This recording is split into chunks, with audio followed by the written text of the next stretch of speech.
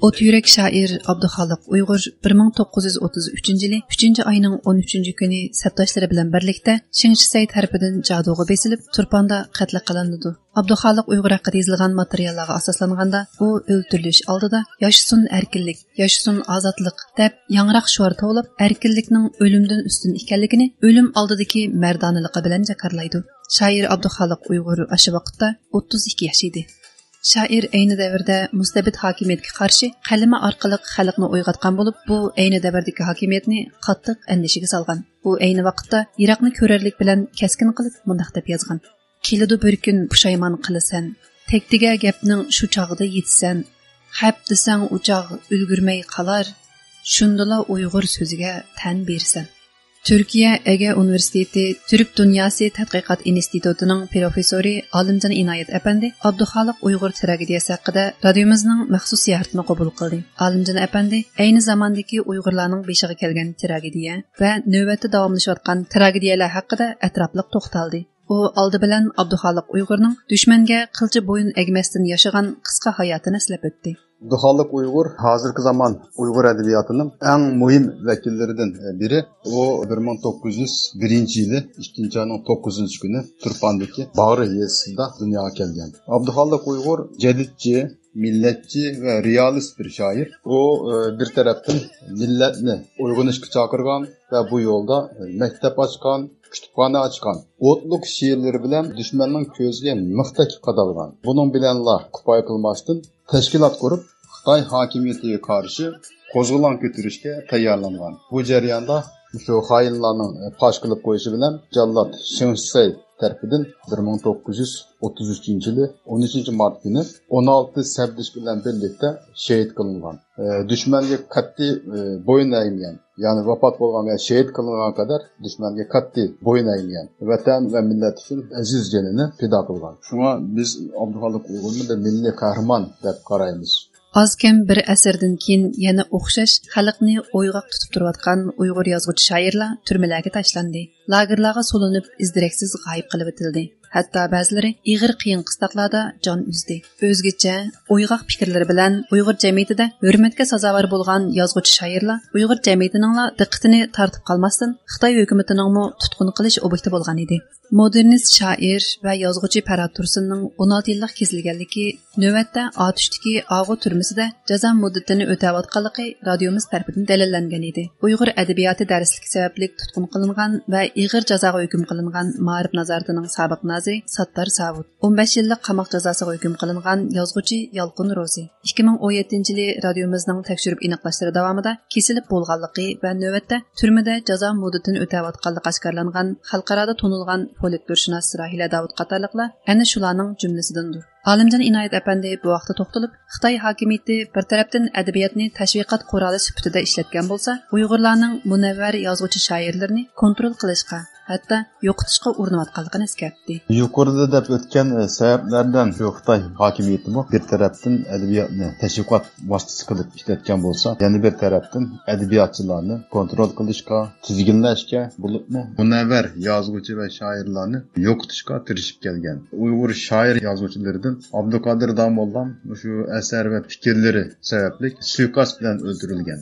Abduxaliq Uyg'ur, Mehmet Ali Tevfik şiirleri tüfeğli şu Shingshisay tarafından qatl qilindi. Lutfullah Mutallib shundoq qatl qilingan. Abdurahim O'tkir, Nimishayit, Zunun Qadiri, Mirzayit Kerimi qatorliq yozuvchi shoirlarimiz eserleri sebeplik uzun yıllar komünist Xitoy zindonlarida yotgan. Hozirmi shu Abduqodir Jaloliddin, Vayitjon Osman, Yolqin Ro'zi qatorliq shoir va adabiyot tadqiqotchilari lagerlarda va turmalarda yotmoqda.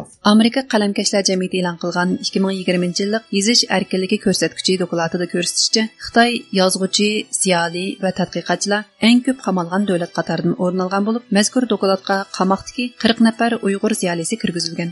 Türkiye'deki Uyg'ur ana til to'r maktabining mudiri, Şair Müyesser Abdul Ahad Xandan xanım o'quvchilarga Abduxoliq Uyg'ur haqida maxsus dars o'rinlashtirgan. Bu ziyoratimizni qabul qilib, bolalarga qahramon ajdodlarini tunutishning muhimligini ta'kidladi. Men o'quvchilarimga Abduxoliq Uyg'urning hayoti haqidagi kelgusining shoiri nomli darsni dars qilib o'tgan chig'imda o'quvchilarga Abduxoliq Uyg'urning hayoti haqida ba'zi uchurlarni oldin tunishtirdim. Biz Abduxoliq Uyg'urni faqat shoir sifatida emas, balki jangvar bir jangchi sifatida tunudik. Abduxoliq Uyg'ur 1932 yil 11 ayda Uyg'on va Ochil degan she'rlarni cho'ng oxirga cho'ng xat qilib yozib ko'chalarga choplagan. Bu selishtirsa hozirgi namoyishlarga o'xshab qoldi, balki hozirgi namoyishlardan ekrak bir jangvorlikqa deyish bo'ldi, chunki Abduxoliq Uyg'ur zolimlarning ichidagi vaqtda o'zining darhol tutqun qilinganligini biladi. Mana shunday bir tilfikmas ruhga ega bir kishi bolalarga cho'qim o'rgatish kerak. Uning qanday jang qilganligi, uning oxirida qanday vafot bo'lganligi qatorlarni hamma bolalar bildirganda, bolalar birinchidan dushmanning bizning qanday kishilarimizni tanlab o'ldirganligi, ya'ni dushmanning qanday kishilarimizdan qo'rqadiganligi,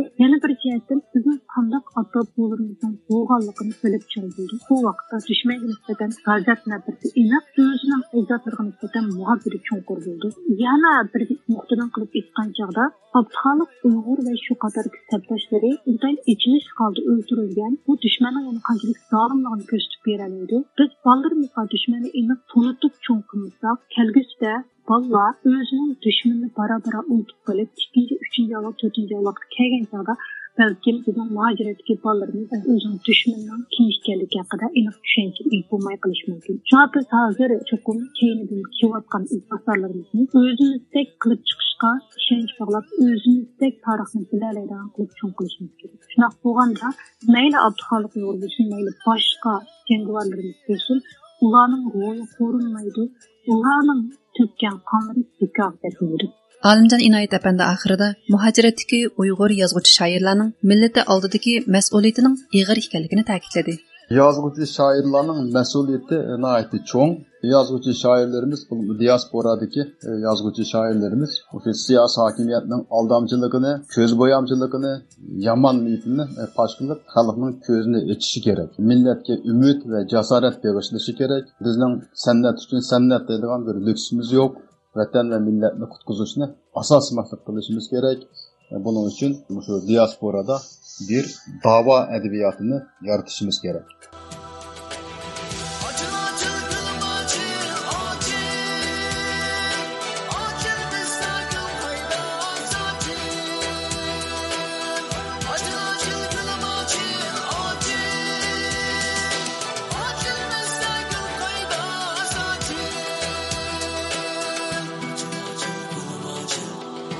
Bu programmani Nur Iman tayyorladi.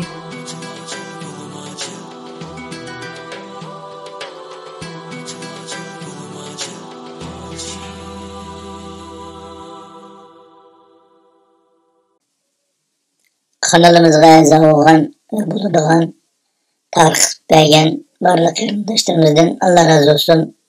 Qarindoshlarımızning yaqindan qo'llab quvvatlashi, tarixni berishi, hammalarga bilan texnik güzel programmalar oturup çıksa, ama ondan Allah razı olsun.